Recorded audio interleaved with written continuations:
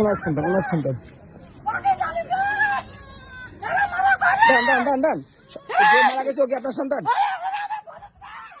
সন্তান কার? দাঁড়ান, আপনার আমার সাথে কথা বলেন। আপনার ভাই কি হয়েছে? ওনার সাথে কি হয়েছে?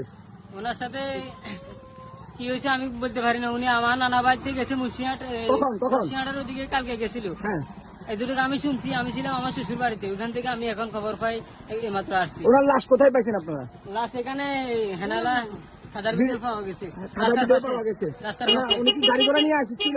একটা সাইকেল ছিল, মোবাইল আছে, সাইকেল নাই সাথে, শুধু সাইকেল আছে। সাইকেল কি লাশের সাথে পাওয়া গেছে? সাইকেল নাই, মোবাইল পাইছে, সাইকেল নিয়ে গেছে। আপনারা কি ধারণা করতেছেন ওনার সাথে কি কারোর সাথে কোনো শত্রুতা ছিল? এটা আমরা এখনো বলতে পারতেছি না, খবর নেওয়ার পর বলতে পারবো। থানায় নিয়ে গেছে? হ্যাঁ, পোস্টমর্টমের পরে জানা যাবে না? আচ্ছা ঠিক আছে, যান। আপনারা দেখতেছেন আমাদেরই এটা কোন ওয়ার্ড? 6 নং ওয়ার্ড।